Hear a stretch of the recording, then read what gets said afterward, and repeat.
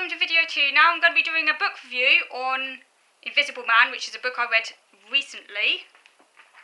Where did I put it? I had it in front of me. Here it is.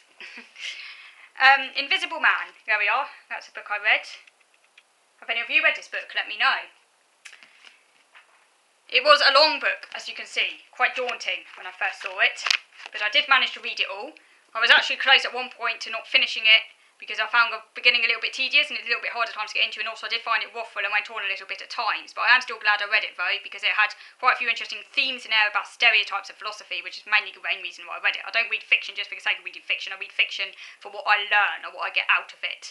But I do read a bit more fiction than I used to. When I was younger, I didn't really read much fiction. Now I do read more fiction. I still prefer sort of factual books, but I am getting a bit more into fiction as well. Anyhow, so book review. So this book was published in 1952, and the book really resonated with me because of the main theme of individual identity versus mass conformity. In this case, racism as an obstacle to individual identity. Because this book is really about a black man's experiences of living in pre-civil rights America when there was a lot of segregation, and is written by Ralph Ellison, who was himself a black man, and it's in a sense a Bill Dungsroman, if I'm pronouncing that word correctly, which is a German word for sort of coming of age story. Now, as an autistic person, the parallel would be the autism stereotypes that ignore individuality among autistic people by expecting us all to be clones of one another. In Invisible Man, the unnamed, anonymous narrator attempts to create an identity that conforms to the expectations imposed on him by the white power structure in pre-civil rights era America. This results in him playing an inauthentic role as he masks his true self. I'm sure that's very, very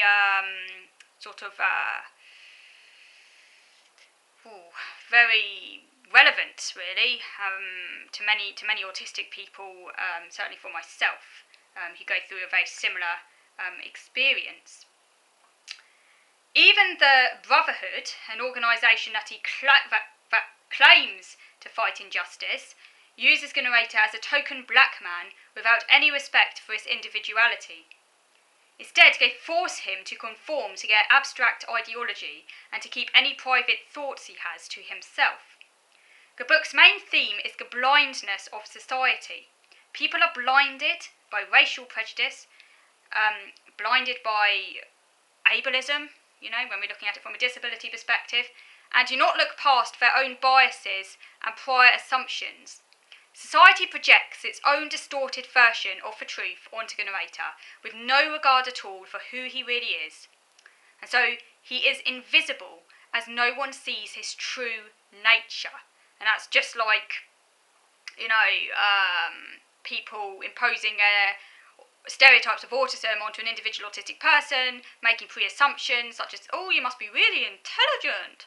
Yes, we can be intelligent, but it's that assumption that just because a person's autistic, they must somehow have this kind of super ability or somehow be, extremely intelligent over and above what might be expected for a non-autistic person without actually taking time to get to know the person and really, without making these assumptions, even a positive assumption, like, as I'm sure many people would like to be thought of as intelligent, because that's seen as a positive attribute, but even something like that can be quite degrading and dehumanising if that's just assumed without the person actually really getting to know you and getting to know what you're actually good at.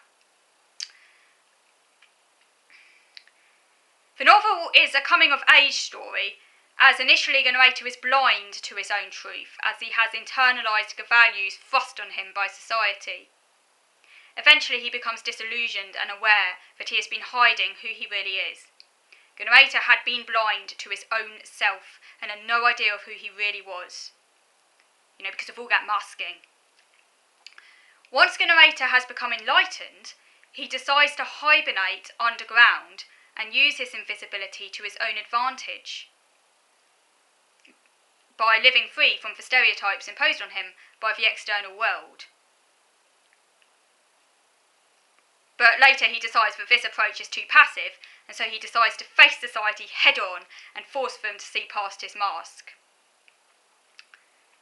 And that's, so in a sense, the story becomes full circle. It starts, in a prologue with the narrator in his underground hole, and then he describes, he describes what happens, going back in time, as it were, what led to him to be in his underground hole. And then the end of the novel, the epilogue, as I say, it comes full circle, and he, so he's described all of the events that mean he ends up in this underground hole, and the end, he actually says, the end is in the beginning. A sense of history, in a sense, being circular, and he's now going to come back out of his hole, and that's going to be the next chapter, but obviously we don't know what happens, that's left to our imagination, but he's now going to come out and face society head on. You must see me for who I am. You must not, I've removed the mask, this is who I am. I was particularly interested in the theme of the danger of fighting stereotype with stereotype. For example, some African Americans attempted to speak on behalf of all African Americans, and this parallels the way some autistics, and it really annoys me, but you often get this in the echo chamber of sort of Twitter and other social media forums, that some autistics do try and speak on behalf of all autistics. For example, stating that autism is uniformly not a disability, or that those you would want to cure are in the wrong, and this is a very individual thing. That's why my pseudonym on here is Autism is Individual, just to really highlight, that it's up to each person how they define themselves, and if they see autism as a disability for themselves, that's absolutely fine. Of course, you mustn't assume that for another person it's a disability, because for another person might not see it in that way, and that's absolutely fine too, because we're all different people. But one shouldn't make blanket judgments that really describe the whole community, because we're all different, despite sharing the same label, So very few things can categorically be said about any group of loosely related individuals, and that's how stereotypes get made, of course, is when we make sweeping judgments. And any attempt to speak in absolutes risks creating new oppressive stereotypes. So, for example, there's no right way to be African American, as this book shows, and there's no right way to be autistic, and the same can be said for any group in society. For example, some African Americans advocated a philosophy of working hard and adopting the manners of white society, which is sort of a Booker T. Washington philosophy. This Booker T. Washington was the main advocate of that position. A parallel would be a group of relatively able autistics speaking on behalf of all autistics by saying that everyone should mask their autism. And this has actually happened. I've come across people who argue this, because they can mask their autism, so should other people, and attempt to fit into neurotypical society in order to be successful. Conversely, some African Americans advocated a policy of complete separation and non-integration. This is also, of course, a very narrow and restrictive ideology. So that would be Marcus Garvey, sort of black nationalist, back to Africa movement, that some African Americans actually advocated at this time as a response to the segregation they were experiencing. And, of course, there are some autistics who advocate a similar policy, we mustn't, cooperate, we mustn't integrate at all, we mustn't meet neurotypicals halfway at all, there's no compromise. And that can be equally narrow and restrictive as the opposite line, which is that, everyone should mask and put on appearances to get by and to create a positive image. So they can be equally restrictive. So it's about some sort of middle ground. And obviously everyone's individual, of course, as well. In a book, anyone who acts outside of a restrictive ideology is labelled a traitor. And again, there are parallels within the autism community, especially within the echo chamber of Twitter and other forums. Oh, you're a traitor! You want a cure! No, I'm not saying I want a cure for everyone. I'm just saying I might like a cure. It's not the same thing. Or, you're a traitor! Autism's not a disability, it's only a difference. But I'm not talking about you, I'm talking about me. But, this kind of very oppressive narrative often gets boomeranged around in these closed spaces. And again, it's about individuals. We're all individuals. We all have a right to say what we like about ourselves, but we mustn't expect others to be happy if we try and impose the same thing on them because they're a different person. Interestingly, the book references the way in which many African Americans sought to distance themselves from those in their community who were less well educated or less able to emulate white society. And this reminds me of the way some highly verbal autistic people and their families distance themselves from people with autism who are more obviously affected, instead of working for the benefit of the whole community. And it can also happen as well, and you often get this with autism parents who don't have autism themselves, who kind of like want to distance themselves from people with Asperger's type of autism because they say, oh, it's not real autism. So it can work both ways. And it's kind of in a way in which the community divides itself, and it's interesting parallels with like what happened within African American culture and other minority groups. A similar sort of thing happens where people split off. You know, so with the African Americans, you had the split between the educated African Americans and those that they wanted to distance themselves from because they thought, you know, it might tarnish their image and things like that. So there's an interesting parallel there, and obviously it's far more productive for everyone to put their differences, to respect the differences, but at the same time not to let the differences get in the way of actually working together for what everyone wants, which is a more tolerant society. And an interesting example of racism in the novel occurs when a member of a white-dominated brotherhood says that the narrator should be blacker. And this made me think of neurotypicals who deny someone's autism by saying they're not autistic enough to have any meaningful views about autism, which is a form of ableism, and as the book makes clear, you know, saying to the narrator, you know, oh, you should be blacker is obviously a form of racism. So interesting parallels there as well. In a book, this racism reflects the fact that the Brotherhood does not see the narrator as an individual, but as an abstract symbol of his race based upon stereotypes. The novel emphasises how important past experiences are in terms of identity formation, and the tyrannical way in which oppressive organisations or people demand a break with one's past, as if that's possible, you know, and instead submit to their definition of your identity. And this often means that they force you to put the past out of mind and to live up to their expectations by masking your true self. But of course, as the book makes very clear, what forms identity is not another person's perceptions of you, or their projections of how you should be. What really creates you is your experiences, good and bad, of what you've been through, and then how you deal with that, and how you create yourself out of everything you've been through. And so you can't forget your past, you can't ignore your past, because that is who you are. You are literally a collection of experiences that go into making you, good and bad. And it can be quite cathartic, you know, to deal with the past, not forget the past. You have to deal with the past, the good and the bad, and make something of it.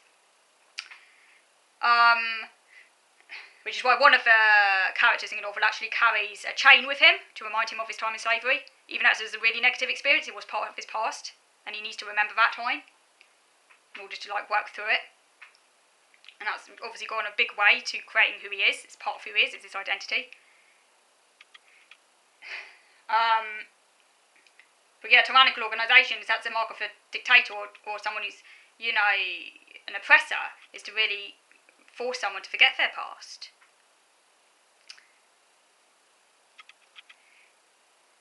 And that just leads you to mask your true self. A key lesson that the narrator learns as he becomes enlightened is that although he remain invisible to others, he will from now on be visible and true to himself by owning himself in his identity. In the epilogue, the narrator sums this enlightenment up in the following paragraph. And my problem was that I always tried to go in everyone's way but my own. I have also been called one thing and then another, while no one really wished to hear what I called myself. So after years of trying to adopt the opinions of others, I finally rebelled.